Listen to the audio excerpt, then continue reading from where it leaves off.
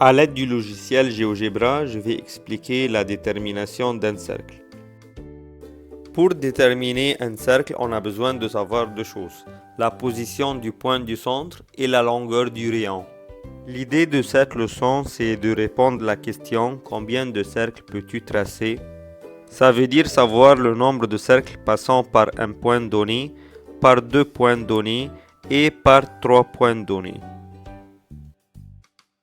Je vais expliquer en détail ces trois idées préparées par M. Kirolo Sildib.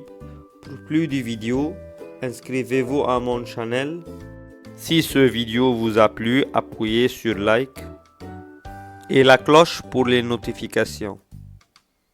La première idée, combien de cercles peux-tu tracer passant par un point donné? Ici, j'ai tracé le point A. Et pour tracer un cercle qui passe par le point A, on détermine le point du centre et on trace un cercle avec le rayon qui est égal à la distance entre ce point et le point A.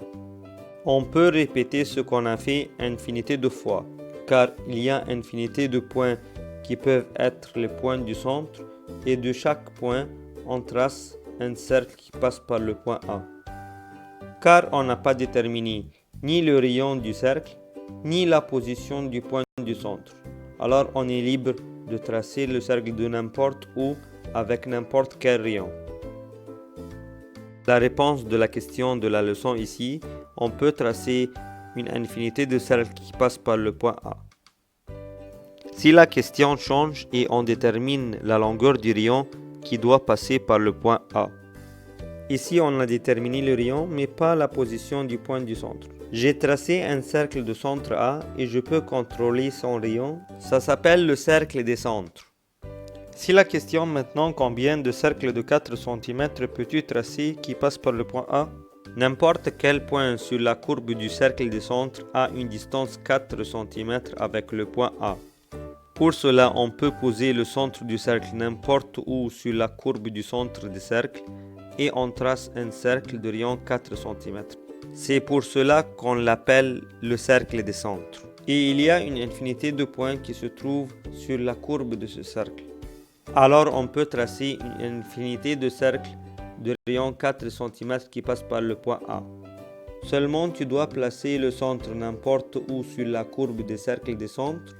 Et maintenant si tu traces un cercle de rayon 4 cm, le cercle passe par le point A. Car ici on a déterminé la longueur du rayon, mais on n'a pas déterminé la position du centre. Pour la deuxième idée dans cette leçon, le nombre de cercles passant par deux points donnés. J'ai tracé aussi point B avec le point A et je vais les relier pour tracer le segment AB. Je peux contrôler la distance entre le point A et le point B. Ici par exemple, AB égale 5 cm, le point B peut se trouver tout autour du point A sur un cercle imaginaire de rayon 5 cm. Pour tracer un cercle qui passe par le point A et le point B, on doit tracer la médiatrice du segment AB. La médiatrice, c'est la perpendiculaire qui passe par le milieu du segment. La médiatrice, c'est la droite des centres des cercles qui passent par le point A et B. Si je trace un cercle d'un centre qui appartient à cette droite, et si le cercle passe par le point A, il passera par le point B. Pour savoir comment utiliser les instruments de géométrie pour tracer la médiatrice d'un segment, il y a plusieurs vidéos sur mon channel sur les constructions géométriques. Et je vais écrire les liens de ces vidéos en bas. J'ai tracé un seul cercle qui passe par le point A et B. Mais je peux tracer une infinité de cercles car chaque point sur cette droite peut être un centre d'un cercle qui passe par le point A et B. Et on n'a pas déterminé ni le rayon du cercle, ni la position du centre sur cette droite. Mais si on détermine le rayon du cercle, il existe trois cas. Comme d'habitude, on commence par tracer la médiatrice du segment AB. Premier cas, le rayon du cercle est supérieur à la moitié de la distance entre les deux points. Ici, par exemple, le rayon doit être plus grand que 2,5 car la droite passe par la moitié du segment AB qui est égal à 5 cm. Du point 1, je vais tracer un cercle des centres dont le rayon est supérieur à 2,5 cm. Le cercle des centres coupe la droite des centres en deux points d'intersection.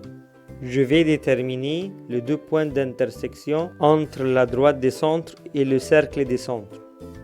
Alors on peut tracer seulement deux cercles de rayon supérieur à 2,5 cm qui passent par le point A et B. Je vais changer le rayon du cercle des centres pour démontrer qu'il y a deux cercles seulement de rayon supérieur à la moitié de AB qui passent par le point A et le point B. Ici, il existe un seul cercle qui passe par le point A et le point B, car maintenant le rayon de ce cercle est égal à la moitié de la distance entre les deux points. Ici, le rayon est égal à 2,5 cm. Le cercle des centres coupe la droite des centres en un seul point.